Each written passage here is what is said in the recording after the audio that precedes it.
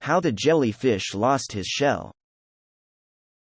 Long, long ago, the jellyfish was one of the retainers in waiting upon the queen of the world under the sea. In those days he had a shell, and as his head was hard, no one dared to insult him, or stick him with their horns, or pinch him with their claws, or scratch him with their nails, or brush rudely by him with their fins. In short, this fish, instead of being a lump of jelly, as white and helpless as a pudding, as we see him now, was a lordly fellow that could get his back up and keep it high when he wished to. He waited on the queen, and right proud was he of his office.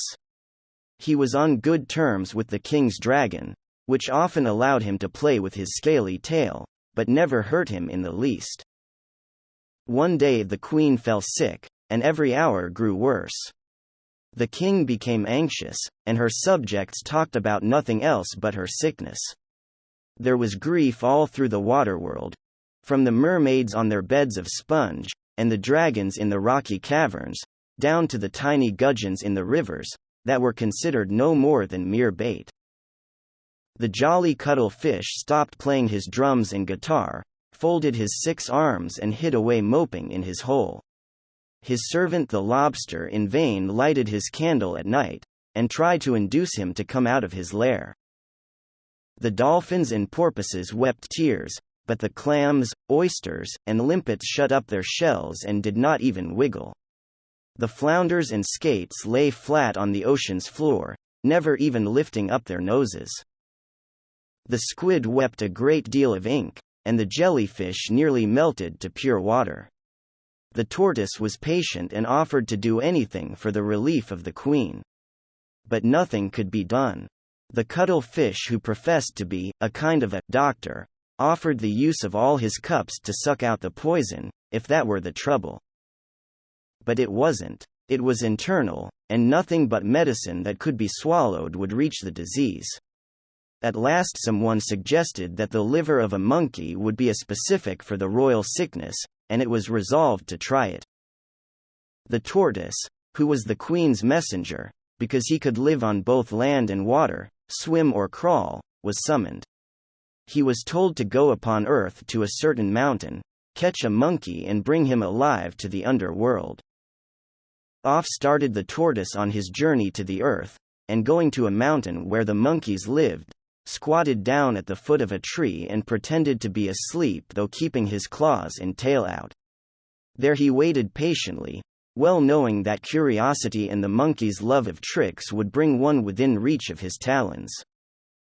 Pretty soon, a family of chattering monkeys came running along among the branches overhead, when suddenly a young fellow caught sight of the sleeping tortoise. "Is it possible?" said the long-handed fellow. "Here's fun. Let's tickle the old fellow's back and pull his tail." All agreed, and forthwith a dozen monkeys, joining hand over hand, made a long ladder of themselves until they just reached the tortoise's back. They didn't use their tails, for Japanese monkeys have none, except stumps 2 inches long. However, he who was to be the tail end of this living rope, when all was ready, crawled along and slipped over the whole line, whispering as he slid, "Shush! Don't chatter or laugh, you'll wake him up."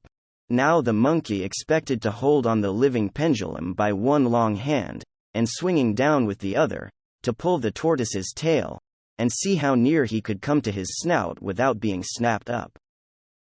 For he well knew that a tortoise could neither jump off its legs nor climb a tree.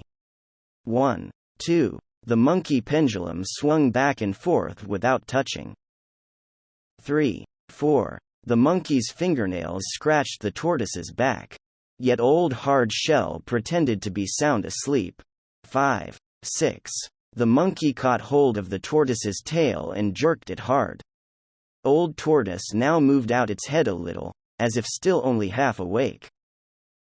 7, 8. This time the monkey intended to pull the tortoise's head, when just as he came within reach, the tortoise snapped him, held him in his claws, and as the monkey pendulum swung back he lost his hold.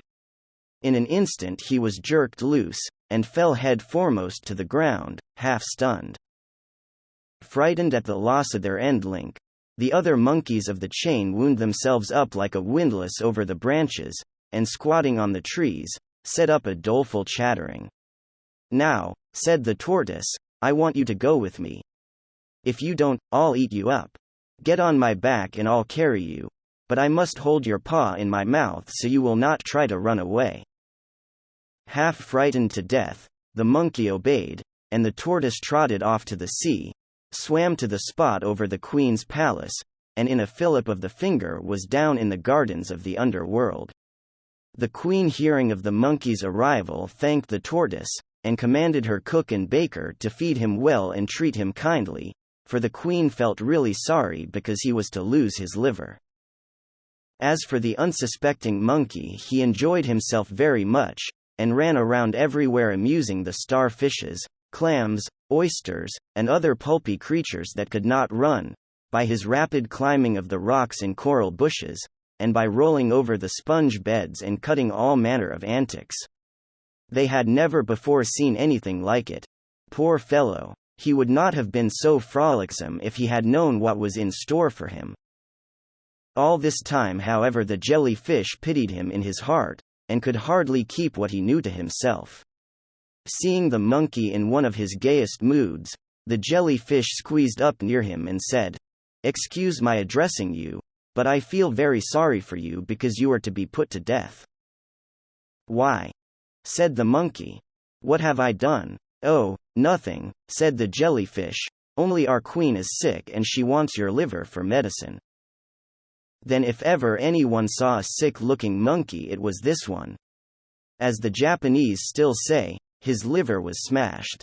He felt dreadfully afraid. He put his hands over his eyes, and immediately began to plan how to save both life and liver. After a while the clever fellow began to see a way out. Clapping his hand to his stomach, he ran into the hall of the queen's palace and began to weep bitterly. Just then the tortoise, passing by, saw his captive. "What are you crying about?" he asked. "Boo-hoo!" cried the monkey. "When I left my home on the earth, I forgot to bring my liver with me, but hung it upon a tree, and now my liver will decay and I'll die. Boo-hoo-hoo!" And the poor monkey's eyes became red as a fish's and streamed with tears. When the tortoise told the queen's courtiers what the monkey had said, their faces fell.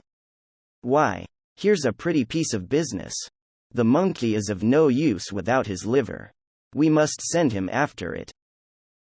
So they dispatched the tortoise to the earth again, the monkey sitting astraddle of his back. They came to the mountain again, and the tortoise, being a little lazy, waited at the foot while the monkey scampered off, saying he would be back in an hour. The two creatures had become so well acquainted that the old hard shell fully trusted the lively little fellow. But instead of an hour, the tortoise waited till evening. No monkey came. So finding himself fooled, and knowing all the monkeys would take the alarm, he waddled back and told the queen all about it. "Then," said the queen after reprimanding her messenger for his silly confidence, "the monkey must have got wind of our intention to use his liver, and what is more, some one of my servants must have told him." So the queen issued an order commanding all her subjects to appear before the dragon king of the world under the sea. Whoever did this wicked thing must be punished speedily. Obedient to this command, the fish and sea animals of all sorts, that swam, crawled, rolled, or moved in any way, appeared before the Dragon King and his queen, all except the jellyfish. This convinced the queen that the jellyfish was the guilty one. She ordered the culprit to be brought into her presence, and before all her retainers, she cried out, "You leaky-tongued wretch, for your crime of betraying the confidence of your sovereign, you shall no longer remain among shellfish. I condemn you to lose your shell." Then she stripped off his shell, and left the poor jellyfish entirely naked and ashamed. "Be off, you telltale," she ended. "Hereafter all your children shall be as soft and defenseless as yourself." The poor jellyfish blushed crimson, squeezed himself out, and swam off out of sight. Since that time all jellyfishes have had no shells. The end.